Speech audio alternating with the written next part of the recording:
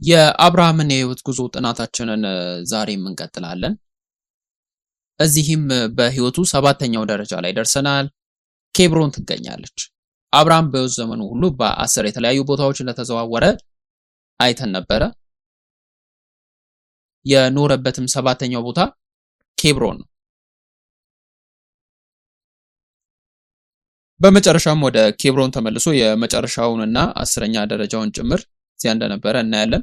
ከዚያም በኬብሮን የተከሰተው አስፈላጊው ነገር እግዚአብሔር ለአብርሃም በሰው መልክ ተገለጠለት። ያም ቲኦፋኒ ይባላል።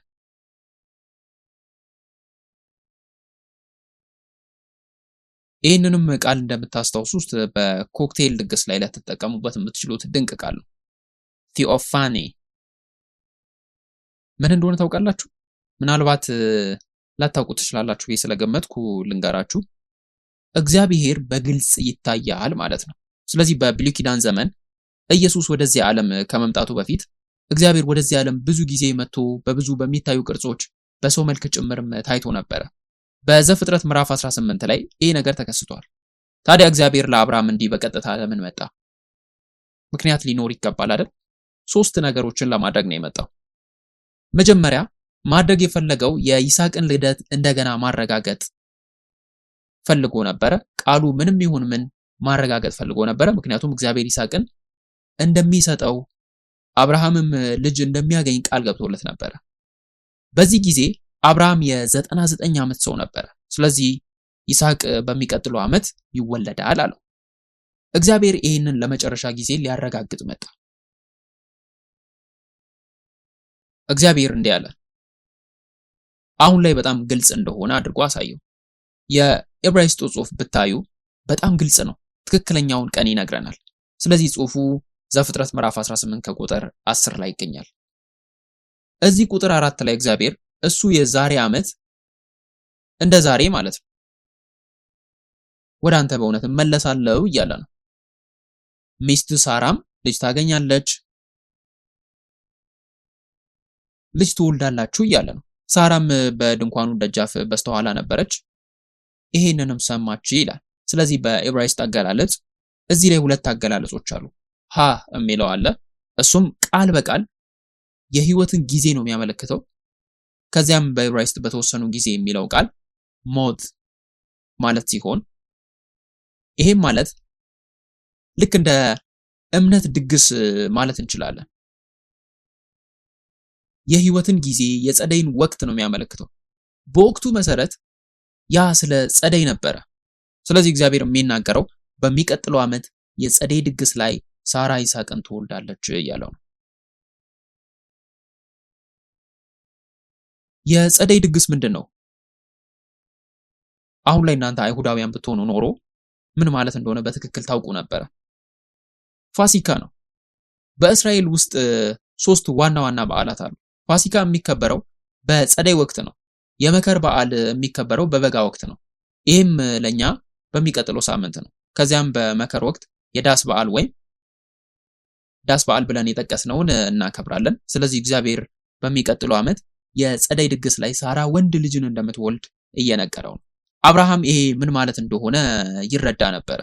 ያ ማለት ይስሐቅ የተወለደው በፋሲካ ቀን ነው። ስለዚህ ይሄ በጣም ጠቃሚ ነው።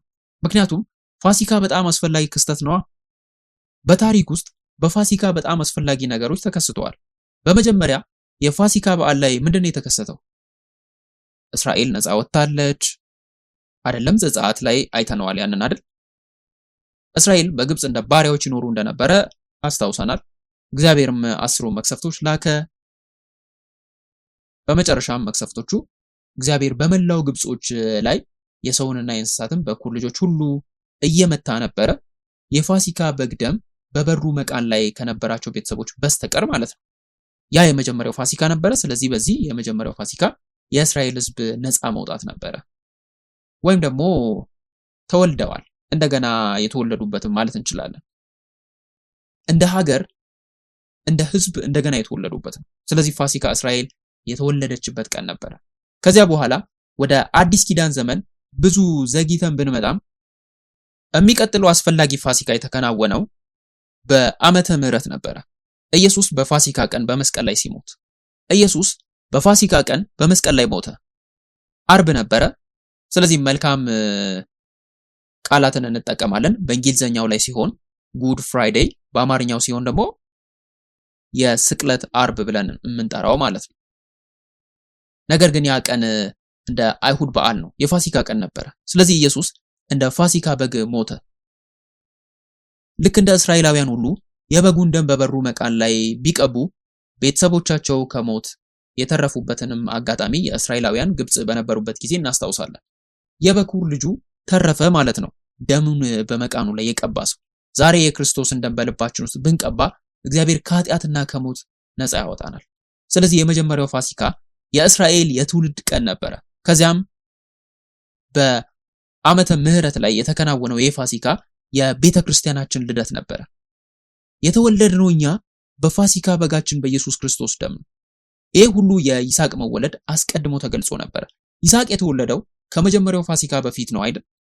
ነገር ግን በዚህ የበዓል ወቅት ነው የተወለደው። ስለዚህ የይስሐቅ ልደት የእስራኤላውያንን መወለድ የሚያመለክት፣ ምክንያቱም ይስሐቅ ቅድመ አያታቸው ስለነበረ ማለት ነው። ልደቱ የቤተ ክርስቲያንን ልደትም እንደ ጥላ የሚያገለግል ነው። በመጨረሻም ዛሬ ለኛ ይስሐቅ ተወለደ የምንለው በመጨረሻው ዘመን ላለነው ለኛ በልባችን ውስጥ የክርስቶስን ልደት ነው የሚያመለክተው። ክርስቶስ በእኛ ውስጥ መወለድ አለበት። እዚህ ላይ የእምነት ህይወታችን የመጨረሻው ግብ ነው። ይስሐቅ የተስፋው ዘር ነው። እግዚአብሔር ተስፋ የሰጠው የተስፋው ልጅ ነው። ታዲያ ለኛ የተስፋ ልጅ ማን ነው? ክርስቶስ በእኛ ውስጥ መሆኑ ነው አይደል? ክርስቶስ እዚህ አይደለም። ምክንያቱም ክርስቶስ ከኛ ጋር ምንም ግንኙነት የሌለው አይደለም። በእኛ ውስጥ ክርስቶስ አለ ማለት ነው። ክርስቶስን በእኛ ውስጥ ማኖር አለብን። እግዚአብሔር ይሄ እንዲሆን ቃል ገብቷል። ያንንም ቃል መጠበቅ አለብን። ለዚያም መጸለይ አለብን። ስለዚህ በገላትያ ምዕራፍ 1 ከቁጥር 15 ላይ ጳውሎስ እንዲህ ብሏል። ገላትያ ምዕራፍ 1 ከቁጥር 15 እስከ 16 እንዲህ ይላል። ነገር ግን በእናቴ ማፀን ሳለሁ የለየኝ በጸጋው የጠራኝ እግዚአብሔር በአሕዛብ መካከል ስለሱ ወንጌል እሰብክ ዘንድ ልጁን በእኔ ሁኔታ ሊገልጥ በወደደ ጊዜ እንዲያው ከስጋና ከደም ጋር አልተማከርኩም አለ። ልክ ነው። እግዚአብሔር ልጁን ኢየሱስ ክርስቶስን በጳውሎስ ገለጠው። ጳውሎስ ወደ ደማስቆ በሚሄደው መንገድ ላይ ክርስቶስን ካገኘ በኋላ እሱ ሳውል ነበር የሚባለው። ከዚያ ስሙ ተቀየረ። ሙሉ በሙሉ አዲስ ሰው ሆነ። ሐዋርያ ጳውሎስ ሆነ። እናም እሱ እንደሚለው ክስተቱ ክርስቶስ በሱ ውስጥ እንደተወለደ ነው የሚያመለክተው። ስለዚህ ጳውሎስ ፈጽሞ የተለየ ሰው ነበረ። እስጢፋኖስ በድንጋይ ሲወገርና ሲሞት እዚያ ነበረ። የሚወግሩትን ሰዎች ልብስ ይዞ ነበረ። እያነሳሳቸው ነበረ። አድርገው ግደለው በለው እያለ ነበረ። ሳኦል እኮ ያ ሰው ነው። ነገር ግን ክርስቶስን ካገኘ በኋላ ሙሉ በሙሉ ተለወጠ። ጳውሎስም ሆነ ወንጌልን እስከ ምድር ዳርቻ ለመስበክ የራሱን ሕይወት አደጋ ላይ የሚጥል ሰው አይነት ሆነ። ይሄ ነው ክርስቶስን በሱ ውስጥ ተወለደ እያልን የምንነጋገረው። እግዚአብሔር ልጁን በጳውሎስ ገለጠው። ከዚያም በኋላ በገላትያ ምዕራፍ 4 ከቁጥር 19 ላይ ጳውሎስ ለገላትያ ቤተክርስቲያን ይናገራል። ልጆቼ ሆይ ክርስቶስ በእናንተ እስኪሳል ድረስ ዳግመኛ ስለእናንተ ምጥ ይዞኛል ይላል። አሁን ጳውሎስ እንዲህ እያለ ነው። እኔ ልክ እንደ እናት ያንን ስዕል ለመውለድ ምጥ ይዞኛል እያለ ነው። ክርስቶስ በገላትያ ቤተክርስቲያን እንዲሳል ለማድረግ ምጥ ይዞኛል እያለ ነው። ይሄ ምን ማለት እንደሆነ ወደ ኒውዮርክ መጥቼ አገልግሎት እስክጀምር ድረስ በትክክል አላውቅም ነበር። አሁን ምን ማለት እንደሆነ የተረዳው ይመስለኛል። ልክ ምጥ ውስጥ እንዳለ ሰው ነው። ነገር ግን ምንም የሚመጣ ነገር የለም። ይህንን ሐሳብ በደንብ ልትረዱ ትችላላችሁ። ግን ጳውሎስ ለመናገር የሞከረው ክርስቶስ በቤተ ክርስቲያን አባላት ውስጥ እስኪሳል ድረስ ጠንክሮ እየሰራ መሆኑን እየገለጸ ነው። አሁን ለኛ ለእያንዳንዳችን የሚሰራው በዚህ አይነት መንገድ ነው። ክርስቶስ በሁላችን ውስጥ በግል እንዲገለጥ ጸልያለሁ። አሜን። እንግዲህ አዳም ሲወድቅ እግዚአብሔር ለሴቲቱ የሰጠው ቃላትም እነዚህ ነበሩ።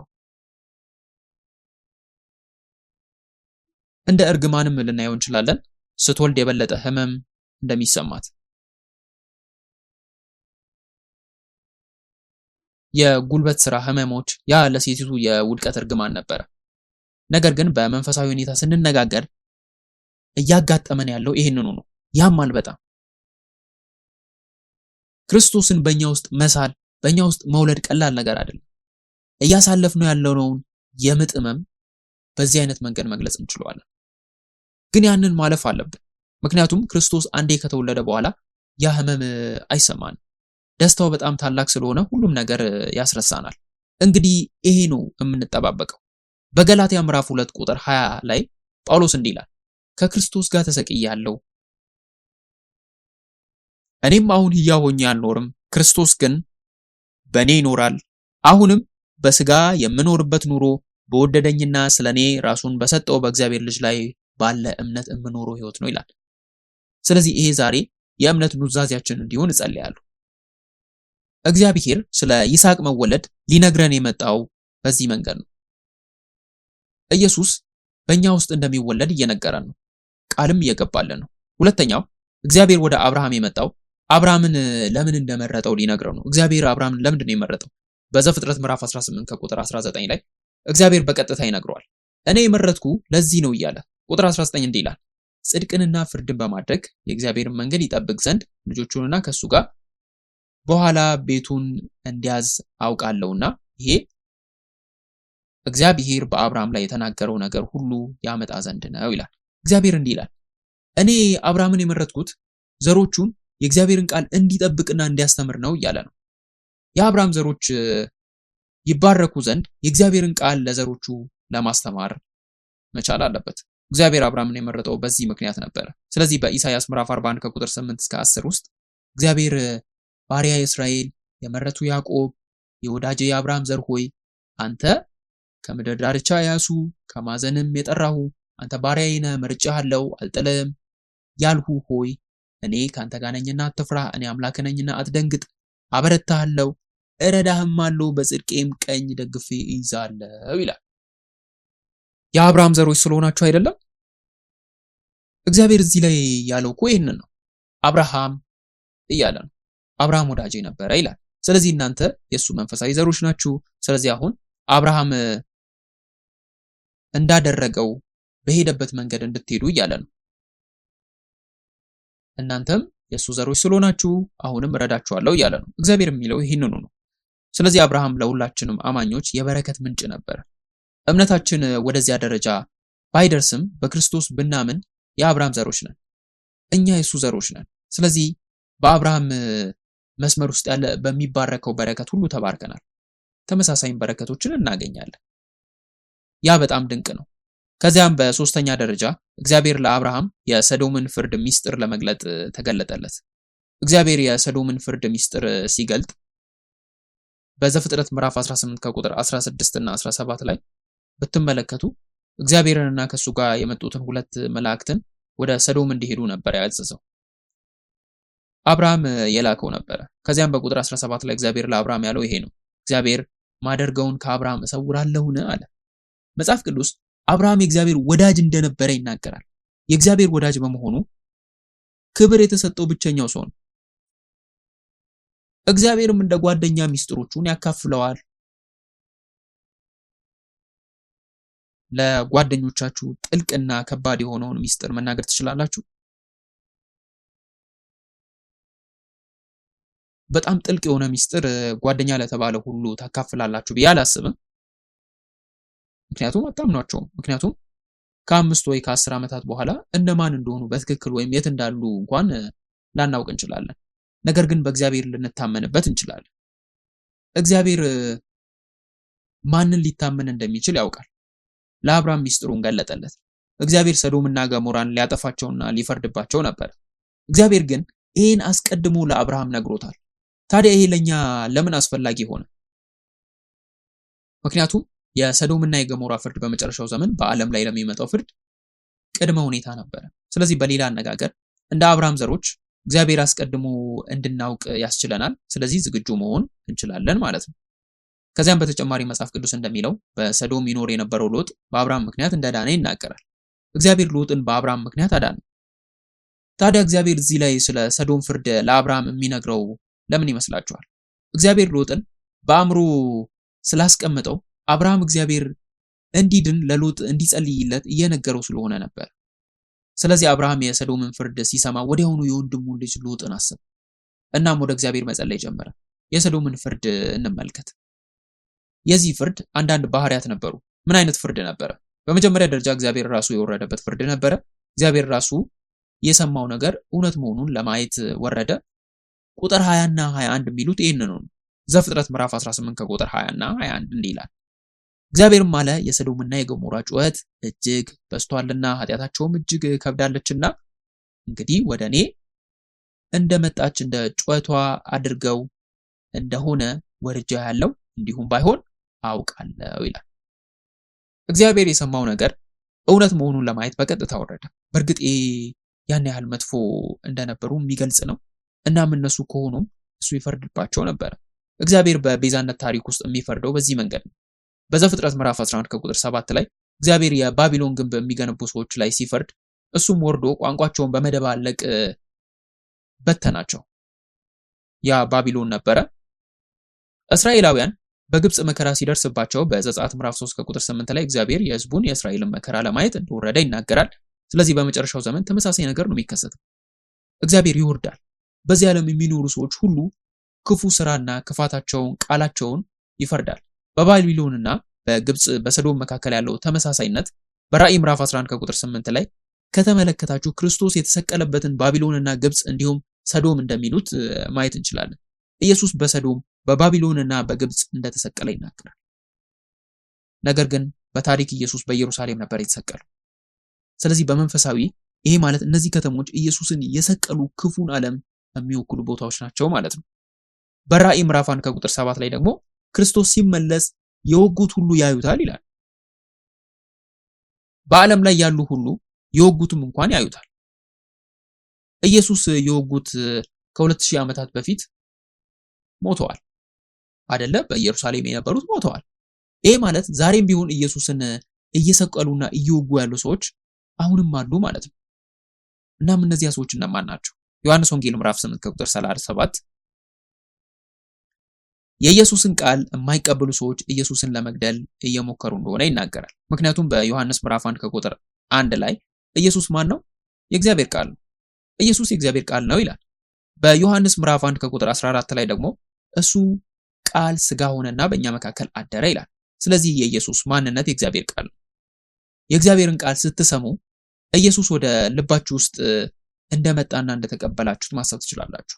ቃሉን የማትቀበሉ ከሆነ ኢየሱስን እየካዳችሁ ነው ማለት ነው። ኢየሱስን ስትክዱ ደግሞ እሱን እየወጋችሁ ነው። እሱ በመስቀል ላይ እየተቸነከረ እንዳለ ማሰብ እንችላለን።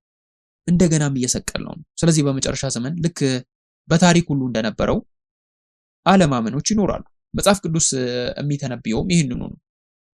እግዚአብሔር መጥቶ በዚህ ላይ ይፈርዳል። በሁለተኛ ደረጃ ይህ ፍርድ በሰዶም የተፈረደበት ምክንያት የጾታ ብልግና ነበር። የፍርዱ ምክንያት የጾታ ብልግና ነበር።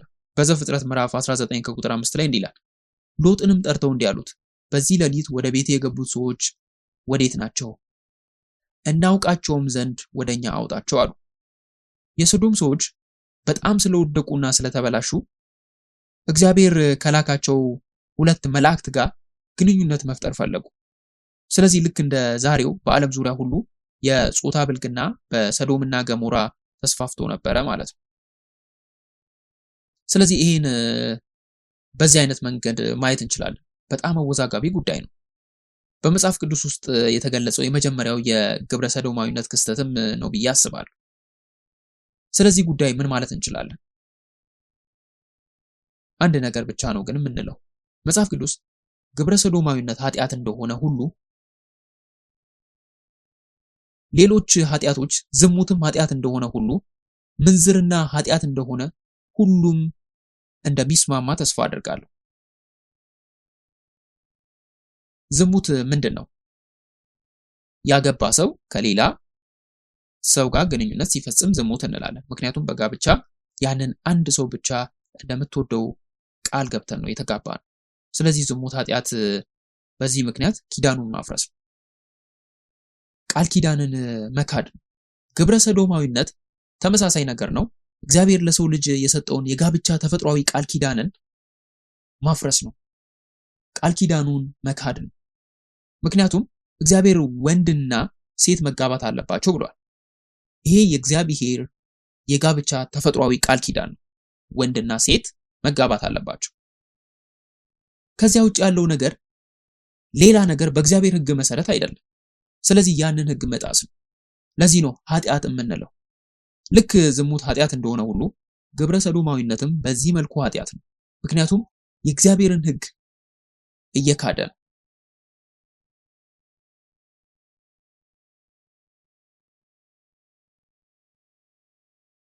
ይህንን ነገር በደንብ መገንዘብ አለብን። ኃጢአት እንደሆነ ማወቅ አለብን። ያ በሰዶምና በገሞራ ላይ የመጣው ፍርድ አንዱ ምክንያት ነበረ። በሁለተኛ ጴጥሮስ ምዕራፍ 2 ከቁጥር 7 እና 8 ላይ ብትመለከቱ እነዚህ ሰዎች እዚህ በሰዶምና በገሞራ ባደረጉት አመጽ ምክንያት ሎጥ ቀንና ሌሊት ይሰቃይ እንደነበረ ይናገራል። ስለ ሰዶምና ገሞራ ስታስቡ ዛሬ የምንኖርባት ዓለም በእርግጥ ያስታውሰናል። ስለዚህ ይሄ ወደ ፍጻሜ ዘመን እየተቃረብን መሆኑን ሊያስታውሰን ይገባል። ለፍርድ ዝግጁ መሆን እንዳለብን፣ መዘጋጀት እንዳለብን ሊያስታውሰን ይገባል። በመጨረሻም በሶስተኛ ደረጃ ይሄ ፍርድ የፍጻሜ ዘመን ፍርድን የሚያመለክት ነው። በሰዶምና ገሞራ ላይ የተፈረደው ፍርድ በመጨረሻው ዘመን ስለሚመጣው ፍርድ ትንቢት ነበረ። ይህንን ቃል የሰሙ ሰዎች አንዳንድ ባህሪያቶችንም ማየት እንችላለን። እባካችሁ ወደ ዘፍጥረት ምዕራፍ 19 ከቁጥር 14 እንሂድ። ሎጥ ለተናገረው ነገር እንዴት አይነት ምላሽ እንደሰጡ መመልከት እንችላለን። ዘፍጥረት ምዕራፍ 19 ከቁጥር 14 እንዲህ ይላል፣ ሎጥም ወጣ፣ ልጆችን ለሚያገቡት ለአማቾቹም ነገራቸው፣ አላቸውም ተነሱ፣ ከዚህ ስፍራ ውጡ፣ እግዚአብሔር ይህችን ከተማ ያጠፋልና እያለ ነበረ። ለአማቾቹ ግን የሚያፈይዝባቸው መሰላቸው። ያ ምን ማለት ነው? ሁለቱ አማቾች ሎጥ ይህንን ቃል ሲናገር ሰሙና ሳቁበት። ቁም ነገር መናገር አትችልም አሉት። እንደ ቀልድ ወሰዱት። የሎጥን የፍርድ ማስጠንቀቂያ እንደ ቀልድ ወሰዱት። ታውቃላችሁ፣ ይሄ ዛሬ እየተከናወነ ያለ ነገር ነው። ክርስቲያኖች ወደ ዓለም ወጥተው ወንጌልን ሲሰብኩ ስለሚመጣው ፍርድ ሲያስጠነቅቁ አንዳንድ ሰዎች በዚህ ስቆባችሁ አያውቅም? እንደዚህ አይነት አጋጣሚ ደርሶባችሁ አያውቅም? በቁም ነገር መናገር አይችሉም። በእርግጥ ያንን ማመን ነበረባቸው። እነሱም እንዲህ ይላሉ አይደል? የሎጥ አማቾች እንኳን ከሴት ልጆቻቸው ጋር ሊጋቡ ሲሉ ሳቁበት።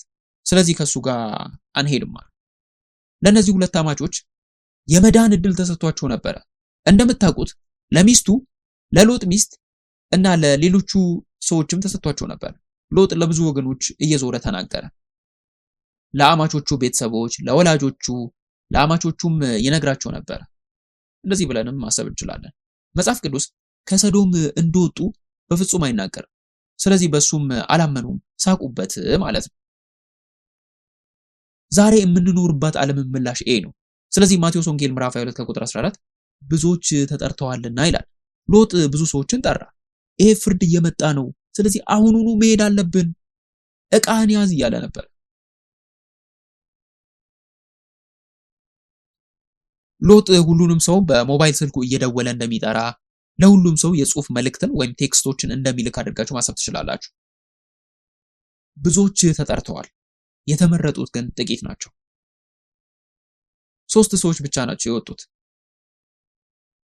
በእውነቱ 4 ሰዎች ነበሩ፣ ነገር ግን አንዱ በመሃል ላይ ስለቀረ 3ቱ ብቻ ነው የተረፉት። ስለዚህ 3 ሰዎች ብቻ ተርፈዋል። ብዙዎች ተጠርተዋል፣ ነገር ግን የተመረጡት ጥቂቶች ናቸው የሚለውን ደጋግሜ የምለውን አስተውሉ። ይሄ ደግሞ በመጨረሻው ዘመን ምን እንደሚሆን ያሳየናል። ክርስቶስን ለመቀበልና ፍርድን ለማስወገድ የቀረበው ጥሪ አስቀድሞ ወደ ዓለም ሁሉ ተላልፏል። ብዙዎች ተጠርተዋል፣ ነገር ግን ዛሬ እዚህ ያሉት ጥቂቶቹ ብቻ ናቸው። ተመሳሳይ ነገር እኮ ነው። የሎጥን ሚስት አስታውሱ። የሎጥን ሚስት ታስታውሳላችሁ አይደል? ኢየሱስ በሉቃስ ምዕራፍ 17 ከቁጥር 32 ላይ የሎጥን ሚስት አስቡ ብሏል። እነዚህ የኢየሱስ ቃላት ልብ ልንላቸው የሚገቡ ናቸው። የሎጥ ሚስትን አስቧት እያለ ነው። የሎጥ ሚስት ምን ሆነባት? ከነሱ ጋር ወጣች፣ ነገር ግን መላእክት አስጠንቅቋቸው ነበር።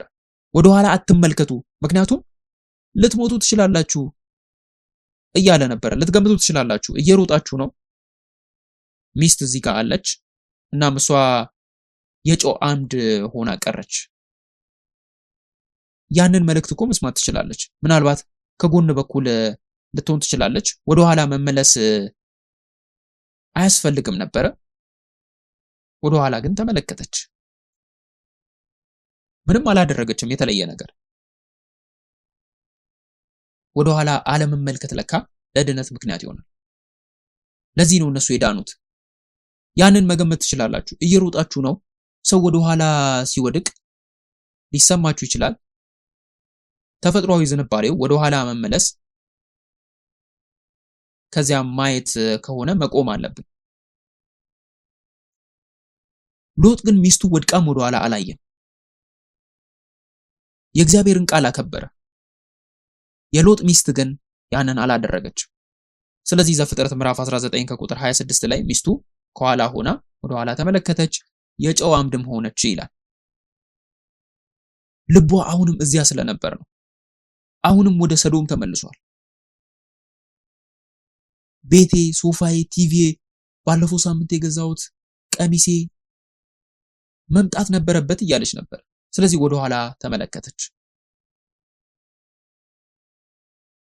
ሉቃስ ወንጌል ምዕራፍ 9 ከቁጥር 62 ይህንን ይላል። ኢየሱስ ግን ማንም ሰው እርፍ በእጁ ይዞ ወደ ኋላ ቢመለከት ለእግዚአብሔር መንግስት የተገባ አይደለም አለ። ስለዚህ በክርስቶስ ለማመንና ለሱ ለመስራት ውሳኔ ካደረግን መቀጠል ብቻ ነው ያለብን። ወደ ኋላ መመልከት የለብንም። ዕብራውያን ምዕራፍ 12 ከቁጥር 1 እና 2 እንዲህ ይላል፣ እንግዲህ እነዚህን የሚያሉ ምስክሮች እንደ ደመና በዙሪያችን ካሉልን እኛ ደግሞ ሸክምን ሁሉ ቶሎም የሚከበንን ኃጢአት አስወግደን የእምነታችንን ራስና ፈጻሚውን ኢየሱስ ክርስቶስን ተመልክተን በፊታችን ያለውን ሩጫ በትዕግስት እንሩጥ።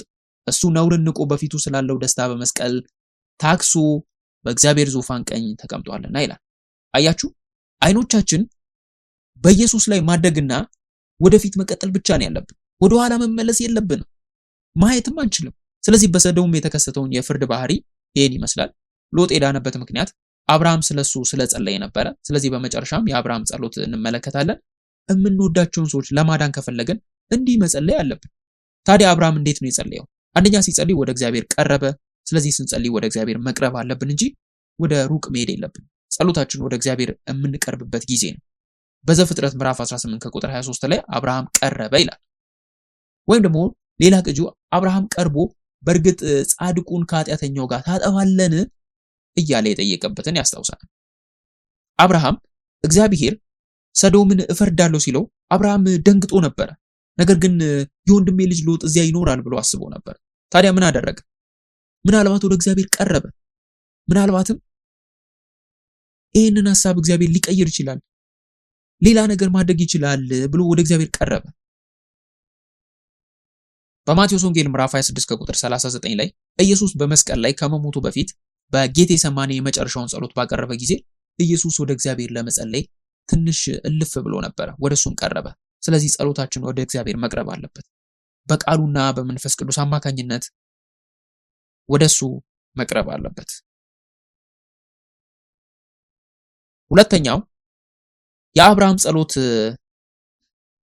ራሱን ማወቅን የሚያሳይ ጸሎት ነበር። ከመጸለያችን በፊት ራሳችንን ማወቅ አለብን። በዘፍጥረት ምዕራፍ 18 ከቁጥር 27 ላይ ወደ እግዚአብሔር ጸሎቱን የጀመረው በዚህ መንገድ ነበር። እኔ አፈርና አመድ ብሆንም እነሆ ከእግዚአብሔር ጋር ለመነጋገር ደፍሬያለሁ እያለ ነበር። እኔ በእግዚአብሔር ፊት አፈርና አመድ ብቻ ነኝ፣ ነገር ግን ለማነጋገር ደፍሬያለሁ እያለ ነበር። ሶቅራጥስ እንኳን ራሳችሁን እወቁ ብሏል አይደል? ራሳችንን ማወቅ አለብን። ስለዚህ ማንነታችንን ከተከተልን ወደ እግዚአብሔር የምንጸልየው ጸሎት ትክክል አይሆንም። ስለዚህ በሉቃስ ምዕራፍ 18 ላይ የጸለየው ፈሪሳዊውን ሰው አስታውሱ። ሁለት ሰዎች ሲጸልዩ የሚታይ አለ እዛ ጋር። ሊጸልዩም ወደ ቤተ መቅደሱ መጡ። አንደኛውም ፈሪሳዊ ሲሆን ሌላኛው ደግሞ ቀረጥ ሰብሳቢ ነበር። ይሄ የፈሪሳዊው ጸሎት ነበር። ቆሞም እግዚአብሔር ሆይ እንደ ሌሎቹ ሰዎች ስላልሆንኩ አመሰግናለሁ። እኔ አጭበርባሪ አይደለሁም፣ ኢፍትሃዊም አይደለሁም፣ አመንዝራም አይደለሁም፣ እዚያ እንዳለ ቀረጥ ሰብሳቢ እንኳን አይደለሁም። በሳምንት 2 ጊዜ ጾማለሁ፣ ከማገኘውም ሁሉ አስራት እከፍላለሁ አለ። ራሱን በጣም ጻድቅ አድርጎ ነበር የጸለየው። የግብር ሰብሳቢ ወደዚያ ተጠግቶ መናገር እንኳን አልቻለም። አይኖቹን ወደ ሰማይ እንኳን ማንሳት አልቻለም። ደረቱን እየመታ እግዚአብሔር ሆይ ማረኝ፣ እኔ ኃጢአተኛ ነኝ አለ። ስለዚህ ቁጥር 14 ላይ ኢየሱስ እንዲህ ይላል፣ እላችኋለሁ ቀራጩ ከሌላው ይልቅ ጻድቅ ሆኖ ወደ ቤቱ ሄደ። ራሱን ከፍ የሚያደርግ ሁሉ ይዋረዳልና ራሱን ግን የሚያዋርድ ከፍ ይላልና አለ። ስለዚህ ስንጸልይ በእግዚአብሔር ፊት ራሳችንን በእውነት ማዋረድ አለብን። ያዕቆብ ምዕራፍ 4 ከቁጥር 6 እግዚአብሔር ትዕቢተኞችን ይቃወማል ይላል። እግዚአብሔር ትዕቢተኞችን ይቃወማል። ኩራት ከተሰማችሁ በእግዚአብሔር ፊት መሆን የለባችሁ። ነገር ግን እግዚአብሔር ለትሑታን የበለጠ ጸጋን ይሰጣል። ሶስተኛው የአብርሃም ጸሎት የእግዚአብሔርን ፍትህ የሚፈልግ አይነት ጸሎት ነበር። የራሱን ፍትህ እየፈለገ አይደለም፣ የእግዚአብሔርን ፍትህ እየፈለገ ነበር። እሱም ጻድቁን ከኃጢአተኛው ጋር ታጠፋለህን አለ። እሱም 50 ጻድቃን ቢኖሩ ሰዶምን ታጠፋለህን አለው። 40 30 20 10 ካሉስ እያለ ቀጠለ። በዘፍጥረት ምዕራፍ 18 ከቁጥር 25 ላይ የምድር ሁሉ ፈራጅ በቅን ፍርድ አይፈርድምን ይላል። ስለዚህ የአብርሃም ጸሎት ይሄ ነበር፣ በእግዚአብሔር ፍትህ ላይ የተመሰረተ ምህረትንና ርህራሄን የሚፈልግ አይነት ጸሎት። ስለዚህ እግዚአብሔር ሆይ አንተ ጻድቅ አምላክ ነህ፣ ይሄም ትክክል ነው፣ ግን እባክህ የወንድሜ ልጅ ሎጥን ማርልኝ እያለ ነበር። ጻድቃን 10 ሰዎች ብቻ ቢኖሩ ሰዶምን ታድናለህ እያለው ነበር። እግዚአብሔር አምላኬ ሆይ 10 ብቻ ካሉስ እሺ ታድናለህ እያለ ነበር። ለምንድነው እዛ 10 ያለው? ምሳሌያዊ ቁጥር ነው። ስለዚህ ጉዳይ እስኪ ያስቡበት። የሎጥ ሚስት ሁለቱ የሎጥ ሴቶች ልጆች ነበሩ። ከሎጥ ጋር 4 ነው የሚሆኑት። እነዚህ ሁለት ሴቶች እጮኞች ነበሯቸው። ያም 6 ይሆናሉ ማለት ነው። እናም እነዚህ ሁለት አማቾች ወላጆቻቸው ነበሯቸው። 4 ወላጆች ይኖራሉ። 10 ናቸው ማለት ነው። ስለዚህ አብርሃምም ምናልባት ሎጥ ቢያንስ ለአማቾቹ ወንጌልን እንደሰበከ አስቦ ይሆናል። እንደዛም እያሰበ ሊሆን ይችላል። ስለዚህ እዚያ ቢያንስ 10 ጻድቅ ይኖራሉ ብሎ አስቦ ነበር። ሎጥ ለአማቾቹ ወንጌልን ሰብኳል ብሎ አስቦ ነበር። ነገር ግን በግልጽ ለማየት እንደሚቻለው ወንጌልን አላስተላለፈላቸውም ወይም አልተቀበሉትም ነበር። ስለዚህ በሰዶም ከ10 ያነሱ ጻድቃን ነበሩ። የእግዚአብሔር ፍትህን በመፈለግ ልንጸልይለት የሚገባው አይነት ጸሎት ይሄ ነው። እንግዲህ ጸሎቱን ተመልከቱ። ፈቃዳችንን ከእግዚአብሔር ፈቃድ ጋር እንዲስማማ ማስተካከል አለብን። ብዙ ሰዎች ወደ ኋላ ይጸልያሉ። በተቃራኒው የኛን ሐሳብ አምጥተን እግዚአብሔር እንዲስማማን ማስተካከል እንፈልጋለን። ነገር ግን ጸሎት ፈቃዳችንን እንደገና በማትኮር ከእግዚአብሔር ፈቃድ ጋር እንዲስማማ ማድረግን የሚያተኩር እንጂ የኛን ፈቃድ አምጥተን እግዚአብሔር እሱ ላይ እንዲስማማ ማድረግ አይደለም። አብርሃም ያደረገው ይሄን ነው። በመጨረሻም ቁጥር 4 የአብርሃም ጸሎት የማያቋርጥ ጸሎት ነበረ። ያኔም የማያቋርጥ ጸሎት ነው ያደረገው። የፈለገው መልስ እስኪያገኝ ድረስ ተስፋ አልቆረጠም። ስለዚህ ከእግዚአብሔር ጋር እየተደራደረ ነበረ ማለት እንችላለን። 50 ጻድቃን፣ 40፣ 30፣ 20 በመጨረሻም 10። ያ በአእምሮ ውስጥ ነበረ። 10 መድረስ ከቻልኩ ግቤ ያ ነው እያለ ነበር። ስለዚህ 10 ሲደርስ አሁን ላይ መልሴን አግኝቻለሁ አለ።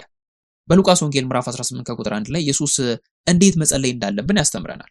ሁል ጊዜ መጸለይ እንዳለብን፣ ተስፋ አለመቁረጥ እንዳለብንም ለማሳየት ምሳሌ እየነገራቸው እንደነበረ ይናገራል። ስትጸልዩ ተስፋ አትቁረጡ ይላል። መልሱን እስክታገኙ ድረስ ቀጥሉ ይላል።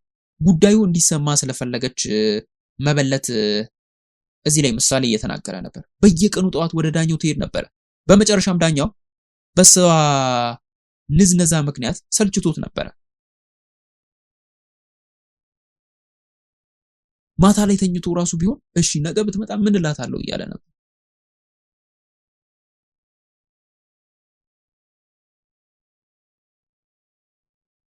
ይህንን ታሪክ ታስታውሳላችሁ?